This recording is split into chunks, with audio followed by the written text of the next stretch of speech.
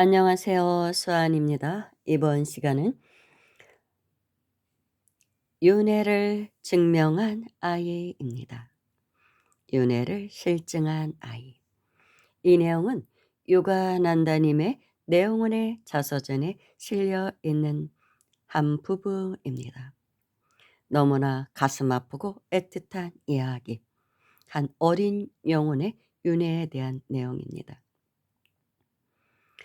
어느 날이었다. 학생들의 여러 가지 질문에 응답을 해주고 났을 때 가시라는 학생이 말을 붙여왔다.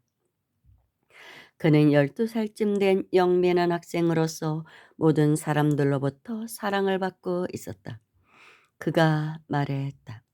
선생님, 제 운명은 어떤 모습을 하고 있습니까? 그러자 뜻밖에도 내 입에서는 너는 곧 죽을 것이다. 아, 참 참혹하네요. 어떤 한거할 수 없는 힘에 의해서 그와 같은 대답이 내 입에서 불쑥 튀어나온 것이다. 그것은 너무나도 놀랍고 슬픈 비밀이었다. 스스로를 경솔한 작자라고 말없이 꾸짖으면서 나는 더 이상의 답변을 피했다. 에구, 어린아이가 얼마나 상처를 받았을까요? 학교로 돌아오자마자 가시는 내 방에 들렀다. 선생님, 만일 제가 죽는다면 선생님께서는 저를 다시 태어나게 해서 영적인 길로 인도해 주시지 않으시렵니까? 절반은 울음 섞인 목소리로 그가 물었다. 나는 이 어렵고도 비밀스러운 책임을 벗어 던지기가 힘들었다. 게다가 며칠간 가시는 끈덕지게 나에게 압력을 가했다. 극도로 낙담해 있는 그의 모습을 보고서 마침내 나는 그를 위로해 주었다. 나는 약속했다. 그래, 만일 하늘에 계신 아버지께서 내게 힘을 빌려주신다면 너를 환생시키도록 노력해 보겠다. 여름 휴가 기간 중에 나는 짧은 여행길에 올랐다. 가시를 함께 데리고 갈 수 없음을 애석하게 생각하면서 나는 떠나기에 앞서 그를 내 방으로 불러서 무슨 일이 있어도 절대 학교의 영적인 파장을 벗어나지 말라고 일러주었다. 그가 만일 집으로 가지 않는다면 다가올 재앙을 피할 수도 있을 것 같다는 생각이 어렴풋이 들었다. 그런데 내가 떠나자마자 가시의 아버지가 란치에 도착했다. 그는 아들에게 캘커타로 가는 딱 나흘간만, 그러니까 캘커타로 가서 딱 나흘간만 어머니를 만나고 나면 돌아가도 좋다는 이야기를 하면서 아들의 뜻을 꺾기 위하여 보름 동안 갖은 애를 다 썼다.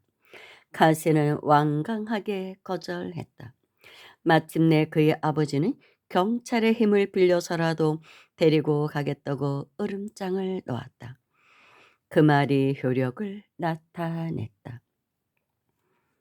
학교에 불필요한 공권력을 불러들이고 싶지 않았던 가시로서는 아버지를 따라가는 도리밖에 없었다. 며칠 후 나는 란치로 돌아왔다. 그 사이에 일어났던 이야기를 소상하게 전해 들은 나는 즉시 캘커타행 기차에 몸을 실었다.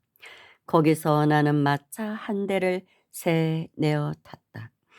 놀랍게도 마차가 겐지스강을 건너기 위하여 호우라우 다리를 지날 때 가장 먼저 눈에 띈 장면이 바로 상복을 입고 있는 가시의 부친과 다른 친척들의 모습이었다.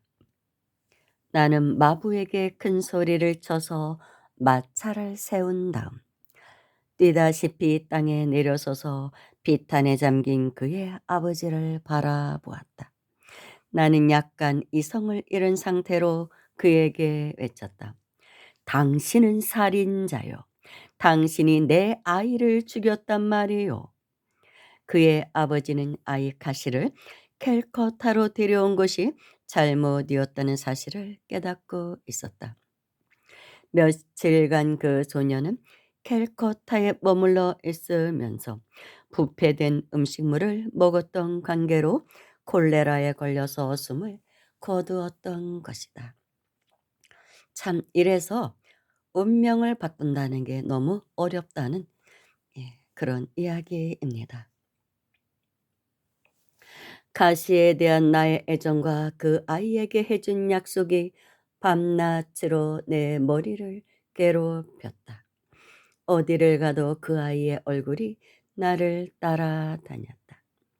마치 어머니를 잃었을 때처럼 나는 가시를 간절히 찾기 시작했다. 신께서 나에게 이성적인 능력을 부여하신 이상 나는 그것을 사용해야 했으며, 또한 가시가 영계의 어느 곳에 있는지를 알려주는 신묘한 법칙들을 있는 힘을 다해서 발견해야만 했다. 그는 못다 이룬 욕망들을 품은 채 떨고 있는 하나의 영혼이 되어 있었으며, 그리하여 아스트랄계, 즉 영계에서 반짝이는 수백만의 영혼들 사이를 떠다니고 있었다. 그처럼 수많은 다른 영혼들의 진동하는 빛들 가운데서 어떻게 그의 영혼과 주파수를 맞출 수 있을 것인가? 요가의 한 은밀한 테크닉을 사용해서 나는 양 눈썹 사이에 있는 내부의 한 점인 영안의 마이크로폰을 통하여 가시에게 나의 애정을 전달했다. 직감적으로 나는 가시가 곧 지상으로 돌아올 것이라는 사실과, 만일 내가 계속해서 그에게 메시지를 전달하면 그의 영혼이 응답해 오리라는 것을 느낄 수 있었다. 가시가 나에게 보낸 아주 미세한 박동이 나의 손가락과 팔, 그리고 척추를 달리는 신경을 자극했다. 나는 안테나처럼 손을 지켜들고 그가 이미 태아로 다시 태어나 있을 장소를 찾기 위하여 안간힘을 썼다. 그리고 혼신의 힘을 다해서 조정된 내 심장의 라디오 속에서 가시의 응답을 듣고자 했다. 지칠 줄 모르는 열망으로 나는 가시가 죽고 나서 6개월 동안 끈기 있게 요가의 행법을 수행했다. 어느 날 아침 몇 명의 친구들과 함께 캘커타의 번화가인 보우바자르를 걷던 나는 평상시의 방식대로 두 손을 쳐들었다. 그러자 최초의 반응이 있었다.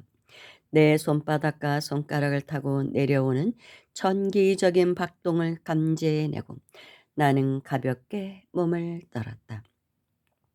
이 같은 흐름들은 내 의식의 가장 깊숙한 곳으로부터 나오는 하나의 저항할 수 없는 메시지로 변형되었다. 저는 카시입니다. 저에게 오세요. 내가 심장의 라디오에 온 신경을 집중시키자 그 메시지는 거의 귀에 들릴 수 있을 만큼 뚜렷해졌다. 그 특유의 약간 쉰 듯한 속삭임 속에서 나는 그가 나를 부르는 소리를 듣고 또 들었다. 나는 곁에 있던 동료 프로카시다스의 소매를 잡아 끌면서 유쾌하게 미소를 지었다. 이제야 카시의 거처를 알아낸 것 같네. 나는 곁에 있던 친구들과 지나가는 행인들의 눈초리에도 아랑곳하지 않고 그 자리에서 빙글빙글 돌고 또 돌았다.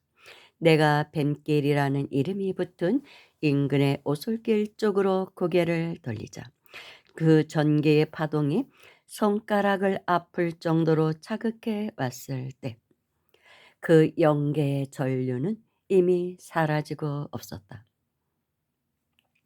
나는 소리쳤다. 오, 가시의 영혼은 여기. 이 오솔길 근처에 사는 어떤 어머니의 자궁 속에 있는 것이 분명하다네. 나는 친구들과 함께 그 오솔길 가까이 접근해 갔다. 내가 치켜 올린 양손에서 발산되는 진동이 점점 더 강렬해졌다. 마치 자석에 이끌리기라도 한 것처럼 나는 그 길의 오른편으로 끌려갔다. 어떤 집 대문 앞에 이르자 놀랍게도 발걸음이 멈춰졌다. 나는 극도로 흥분된 상태에서 숨을 죽여가며 그 집의 문을 두드렸다.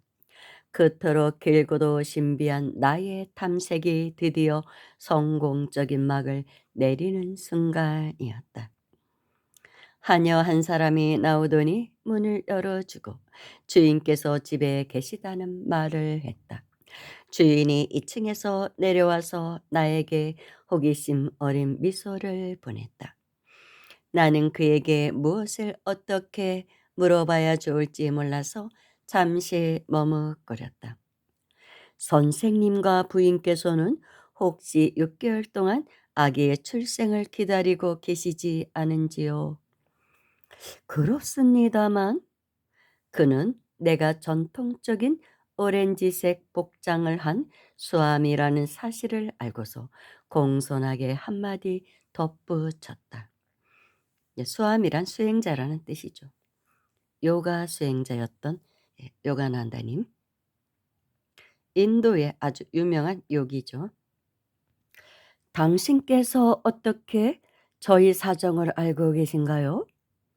가시와 내가 행한 약속에 관한 이야기를 소상히 듣고 난 그는 깜짝 놀라면서도 내 말을 그대로 믿었다. 나는 그에게 말했다. 하얀 피부를 가진 사내 아이가 당신에게 태어날 것입니다. 그 아이는 넓은 얼굴에다가 이마 위에는 머리카락이 꼿꼿하게 내려와 있을 겁니다. 그리고 매우 강한 영적인 기질을 갖고 있을 것입니다. 나는 장차 태어날 아이가 가시와 많이 닮았을 것이라는 확신이 서 있었던 것이다. 훗날 내가 그 아이를 찾아갔을 때 그의 부모는 카시라는 옛 이름을 그대로 그의 이름으로 사용하고 있었다. 아직 아기에 불과했지만 그 아이는 내 사랑스러운 란치의 학생과 너무도 비슷한 모습이었다. 그리고 그 아이는 즉각적으로 나에게 애정을 나타냈다. 세월이 흘러 수년 후 10대가 된 그 소녀는 당시 미국에 머무르고 있던 나에게 편지를 보낸 일이 있었다. 그는 수행자의 길을 가고 싶다는 강렬한 갈망을 자세히 적고 있었다. 그리하여 나는 그 소년을 히말라야의 한 요기에게 인도해 주었고 그 요기는 다시 태어난 카시를 제자로 받아들였다. 양 눈썹 사이의 점으로부터 투사된 의지는 생각을 방성하는 기구이다. 잔잔한 상태에서 심장에 집중된 인간의 감정이나 정서적 힘은 다른 사람들이 보내는 메시지를 받아들이는 일종의 정신적인 라디오 구실을 한다. 텔레파시에 있어서 한 사람의 마음속에서 일어난 생각의 미소한 미세한 진동은 전기적 파동을 발생시키는 영계나 지상의 에테르를 통하여 전달되는데 그 전기적 파동은 다른 사람의 마음속에서 사고파로 다시 변환된다. 가장 순수한 형태의 모든 영혼은 무엇이든 다 알고 있다. 그러므로 카시의 영혼도 그 소년의 모든 특징들을 기억하고 있기 때문에 내 이해를 돕기 위하여 그의 허스키한 음성을 흉내낸 것이다. 많은 사람들이 비록 육체적인 사후에도 영계에 약 500에서 1000년 동안 남아있게 되지만 다시 태어날 때까지 걸리는 시간에 대해서는 어떤 일정한 규칙이 있는 것이 아니다. 한 사람의 육체적인 탄생이나 영계에서의 탄생에 걸리는 기간은 각자의 업에 따라서 미리 결정된다. 죽음과 작은 죽음이라고 할 수 있는 잠, 이 두 가지는 반드시 필요하다. 왜냐하면 그것들은 아직 깨달음을 얻지 못한 인간으로 하여금 감각의 속박으로부터 벗어나게 해주기 때문이다. 인간은 본질적으로 영혼이기 때문에 수명과 죽음 속에서 자신의 원상태, 신체가 없는 영혼을 일깨워주는 어떤 환원자를 받아들이게 되는 것이다. 힌두 경전에 설명되어 있는 바와 마찬가지로 업의 평형 법칙이라고 하는 것은 작용과 반작용, 원인과 결과, 파종과 수학의 법칙이라고 말할 수 있다. 지극히 자연스럽고 공정한 과정을 통해서 인간 각자는 자신의 생각과 행동에 의하여 스스로의 운명을 주조해 나가는 것이다. 현명하게든 어리석게든 인간이 스스로 우주의 에너지들을 발동시키게 되며 그 어떠한 에너지도 자기에게 돌아와서 다시 출발점에 정착하게 된다. 마치 원주위를 달리는 한 점처럼 그것은 조금의 예외도 없다. 업을 개별적인 삶이 보여주는 불공평한 모습들의 기저를 이루고 있는 정의의 법칙으로 이해한다면 인류의 마음은 신과 인간에 대한 증오심으로부터 벗어날 수 있을 것이다. 그리고 마지막으로 에머슨의 보상에 나오는 글을 짤막하게 소개하고 있습니다. 이 세상은 마치 수학 방정식처럼 생겼다. 제 아무리 뒤집어도 균형을 잃지 않는, 그리하여 모든 비밀은 남김없이 드러나고 모든 범죄는 반드시 처단된다. 모든 선은 보답을 받고 모든 잘못은 시정된다. 조용한 가운데 그러나 분명히 에머스. 이렇게 끝을 맺습니다. 감사합니다.